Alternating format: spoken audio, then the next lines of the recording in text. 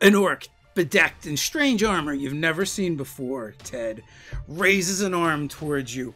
From the elbow down, there's a metal cylinder. There's no hand at the end of it, but there's a glowing arcane light emanating from it. Did you just describe an orc as part cyborg? This is D&D, Ted. It's your D&D, and we can make it whatever we want. And if I want cyborg orcs, by golly, I can have cyborg orcs. Then I guess we should just discuss 3 new ways to orc in D&D.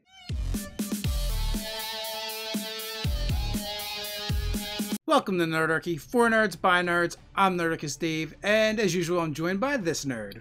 Nerdarchy Ted. You want to keep that D&D content flowing through your YouTube feed? Make sure you smash that subscribe button. And if it's more Nerdarchy videos you're after, then you're going to want to make sure that you ring that notification bell. So today we're going to have a little bit of fun, and we're going to reinvent some D&D monsters to use in your game. It doesn't matter if you're a player or the dungeon master. I feel like this is going to be super useful. It's also super timely, because right now you can check out from Nord Games the Revenge of the Horde minis, which is all about orcs, goblins, ogres, gnolls, any kind of monstrous humanoid you can think of. Well, maybe not. There's a select few. But go over there. You can check them out. They're amazing. These sculpts look so good. Revenge of the Horde is the book that we found Nord Games from. We had no idea who they were. They never sponsored any videos with us before. I had kickstarted that Kickstarter, and I got the book, and I loved it so much, and I asked the guys, I was like, hey, do you want to do a flip through? Because, you know, Nord really made these monsters come to life, and now they can pop right off the pages onto your table with miniatures. So taking a look, at the previews of the miniatures that they're going to have available. There's a bunch of them that are something that I'm going to absolutely need to have at my table. There's a cool Goblin Alchemist. There's a cool Orc Shaman. There's a load of minis that I am just, head over heels for. You're definitely going to have to check these out. You're definitely going to have to add these to your table. All you got to do is head down to the description below and check out that link.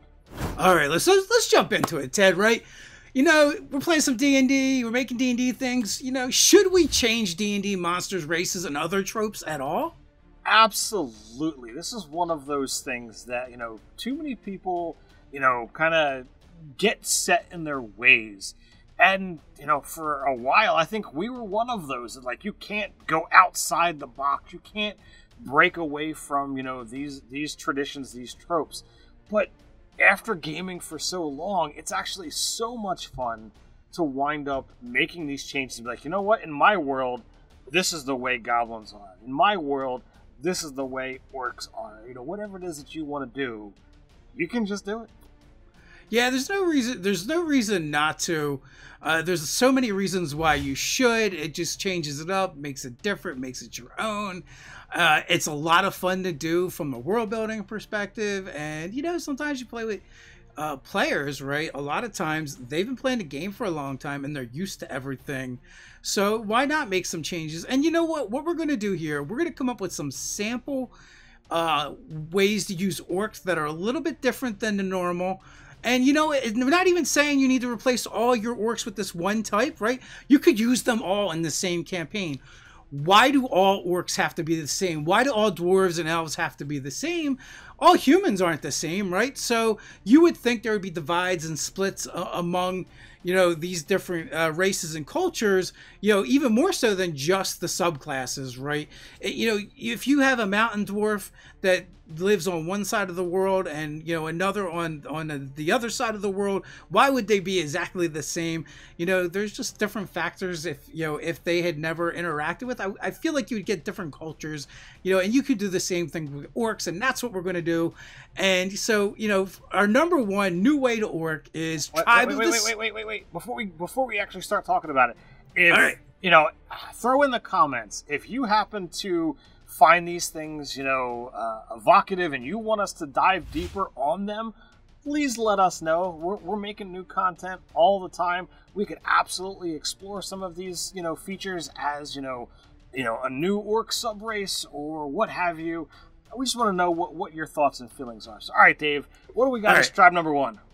All right, tribe number one is actually inspired by an orc, you know, a video we did on orcs anyway, one of our Monster BFF series, and new way to orc #1, Tribe of the Sky Herd. So the concept here is we have a symbiotic relationship between a culture of orcs and either hippogriffs or griffin. They're nearby. In the video, like I mentioned earlier, and we'll even link to it at some point for you to check out, we kind of go through a history and a background, but, you know, they have a symbiotic relationship. And, you know, so now we have to decide, like, how would that change how this particular group of orcs, you know, kind of would evolve around with the world around them. All right, so I first, you know, I gotta take this and ask a very wild question. You know, I've watched Avatar, you know, numerous times. Are we talking about a, like, you know, biosymbiotic, you know, relationship, or are these creatures, you know, having magic and infusions to, you know, connect and talk to each other? Or are we just talking about, you know, oh, they live with and near each other, and, you know, the orcs feed the griffins or the hippogriffs, and the griffins and orcs, you know, or griffins or hippogriffs, you know, protect and allow the orcs to ride? How crazy are we getting here? Well, I mean, this is D&D. We could do either. We could do they bond with a particular griffin or hippogriff, right? Maybe a bond between the orc and that creature, and you know, it's like almost like they imprint upon each other, and maybe they can telepathically communicate with each other, or at least sense and feel each other's emotions. Or you can be more mundane about it. But again, this is D&D. We can do it any way we want. Hey, perhaps the Eyrie, we'll just call it the Eyrie because it makes sense for what this is these cliffs or mountains where they live. And maybe, you know, maybe there's minerals or, you know, something else there, moss, something that the animals eat, or even the orcs are eating, and that magically creates this bond. Who knows? Strange radiation, whatever. So you definitely have this capability of, you know, perhaps long ago the orcs, you know, lived in an area that was full of dangerous monsters, that maybe they were hunting the hippogriffs, griffins, possibly to extinction. Maybe that was their favorite food, and the orcs decided, you know, that maybe they weren't even aware that this thing was their target, and they decided, hey, here's this great thing that we're going to hunt for sport. And after they slew it, after they eradicated this nasty creature, you know, from this area, the griffins, hippogriffs, you know, presented themselves and formed this symbiotic relationship, and were like, hey, all right, you know, you did something for us, you know, we're going to do something for you. And it wasn't a conversation that happened with words, but it was, you know, gestures and, you know, very, very physical, which tend to be how orcs, you know, communicate for the most part anyway. So, like, it fit for that particular, you know, instance. And now, you know, here we are generations later. Perhaps it's, you know, it's grown into something more. Perhaps, you know, both creatures have evolved and they know I protect the other. You know, perhaps there's an honor level from, you know, the orcs who are like, all right, I will die for my hippogriff. I will sacrifice myself, you know, because their life is more important than mine. And the hippogriff feels the exact same way. You know, it could be a very high culture, but very, you know, druidic and natural lifestyle. They don't really care about, you know, civilization. You know, perhaps they live on a mountaintop, maybe a plateau that, you know, nobody else goes near because, you know, the Sky Raiders, you know, will rain death down upon you because that's their land. And, you know, both griffins and hippogriffs will strive to protect it at all costs. You can even go in the other direction too, is because the orcs have formed this level of empathy with another creature that isn't orc, that is, you know, completely different and foreign to them. Maybe that makes them more, you know, have more empathy to other creatures as well. Maybe, you know, by building this relationship with a creature that's so different from them, it has opened them up to building other relationships. We're also talking about they now have the ability to range far and wide and then come back to to their homeland, to where they dwell. Maybe their dwellings are actually very sophisticated, and because they're able to range out, interact with folks from all over the continent, all over the world, they actually have more relations with other races than orcs typically do, and they're also more peaceful because they're able to go, connect, and just leave. Right? They possibly live in a place that's hard to get to, so they don't have any threats. There isn't anything coming after them, so they're secure. And maybe this plateau overlooks vast plains, which is plentiful with game for the orcs and the griffins and hippogriffs to hunt, so they're not lacking for anything. It may actually make them less warlike than other orcs because there's no one around them competing for resources, and then they range really far. They interact with other civilizations. They don't have anything that they want, and also imagine the spectacle of an orc or two, or a bunch of them landing on griffins in front of you. That could be fairly impressive and cool looking, and when it turns out they're not hostile, then you can have like this totally different dynamic than you're used to in your world.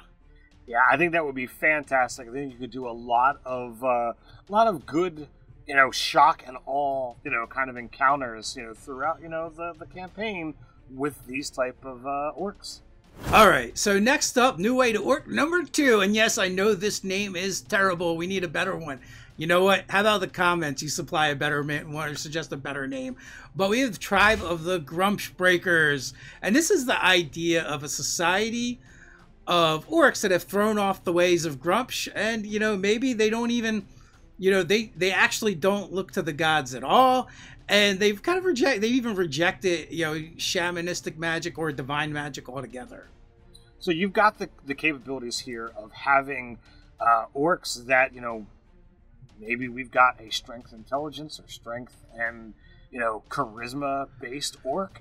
They've become personable, or they've become intelligent because they understand that the shackles that the race has been under, this divine hand that's been crushing them down, has actually been holding them back from the potential that they hold within to be able to do more, to be able to seek enlightenment in a different way than following the wisdom of, we just must crush our enemies, that we must raid and pillage and loot and plunder and take. Whereas you could have a conversation, you could be a bastion for good in this world. I see these guys as being, far more civilized, far more approachable, but still just as impressive looking. Yeah, so these are more benevolent orcs. Maybe, many of them, take on their personal goal or life quest, even making pilgrimages to find other orcs of other tribes and trying to free them of the hold and the vice grip of Grumsh and the orc deities and Pantheon, who really only want war and destruction and want to overrun the world.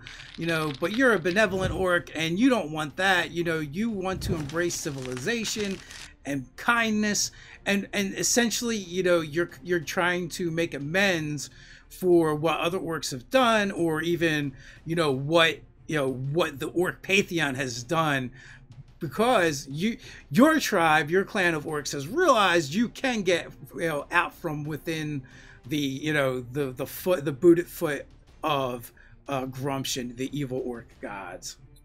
So turning away from the divine, being able to draw magic either from study of books, or through just the presence of internal power, sorcerer or bard. You've got ways of getting power, and they've got the ability to go beyond this this typical me first attitude that many orcs are stereotypical and known for. And they could possibly build communities, they could possibly build things out in different ways, and that would allow their magic to kind of help others. And perhaps they send out beyond the orcs that are going to try and help out other regular standard orc tribes, they could be sending the message of, here is a safe place. But they don't tell you, hey, here is a place for orcs, or here's a place of orcs. It is just, here is a place that you can get respite. Here is a place of intellectual pursuits, of, personal growth. So that when you wind up, going through, and, you hear about this rumor, well, maybe this is where I need to go, and the party shows up, and they're greeted by this, cadre of orcs, totally could throw them for a loop when they're not expecting, intellectual enlightenment, safety, and, free exchange of ideas. I was not thinking orc here, man. What's going on? For sure. The New Age Orc number 3, Tribe of the Technomongers. I don't know if I stole Technomongers from something else or not. It sounds like it should be something, but I am not sure if I subconsciously subverted. I don't know. In the comments, tell me where I stole that from, if I did at all. So, maybe these orcs have been exposed to technology. Along the lines of Expedition to Barrier Peaks, where science fiction is kind of added into D&D. Well, in this case, our orcs found that technology and adopted it and began learning from it. There might have been some painful lessons in the beginning, but, they're orcs and they're plentiful, and they just, cycle through until they figure it out. Or, maybe strange illithid technology, or, it doesn't matter where the technology comes from, but these orcs are clearly different than other orcs. They're technologically advanced. They're artificers or tinkerers. But you know what? You can still be like your warlike orcs and just make them use advanced technology in order to do it, or maybe even you can go Arcana Punk with it and make it magic powered technology. There's a lot of different directions you can play with this and take the standard orc trope and turn it on its head. So you could totally take this and go Mad Max style and give them access to certain kind of vehicles and bizarre ranged weaponry that's fitting right out of the DMG. Perhaps they have magic blasters that are like your photon guns and kind of things, and they're still raiders. Or perhaps these are have become the bastion of industry, and they've found out a way to mass replicate basically fantasy items, be it tables, chairs, houses, whatever it is that might be necessary. And they're not going in the evil raiding style, so you could take that in either direction, but the key point is they have got things that your other fantasy races don't have access to. That being the superior technology, that being this bastion of industry. So maybe they're destroying the world by having this massive factory that is just constantly pluming out smoke, covering an entire mountain range from horizon to horizon. And, it is this dark gloom upon the land. Or perhaps, they are looking to, hey, our history was that of destruction and, brutal violence. And we have turned a corner. We have turned this page on history. And from this moment forward, we will be this pinnacle of change in the world. And, they use this industry to go out and try to, claim civilization and claim areas. Perhaps they have got this sprawling cityscape of, of an iron fortress and layered walls that nothing can actually pierce. And they freely invite any who wish to come and live in this safe community from everything that the evils of wilds, would loose upon them. I do like the idea that they're not inherently bad or evil because they've developed industry, but they're still destroying the world by despoiling it as an after effect. I also like the idea that they are this advanced race with technology that they're actually really good at making things for war, but they don't actually wage war themselves. They're arms dealers and weapons dealers, and what they're doing is they're destroying the world, not intentionally, but for profit, by supplying other kingdoms with what they need to destroy each other. So they become like the evil middleman, but they're not really doing anything evil. Everyone else is. They're just enablers. So, if you enjoyed this video, then you might want to check out the video where we kind of started this video off, Horse Lords of the Sky. Nerdarchy is creating even more content for 5e on Patreon. Players and DM alike will get new content every month. But that's not all we do. We do weekly, patron-only hangouts, monthly giveaways that our patrons are automatically entered in, and more. So until next time, stay nerdy. nerdy.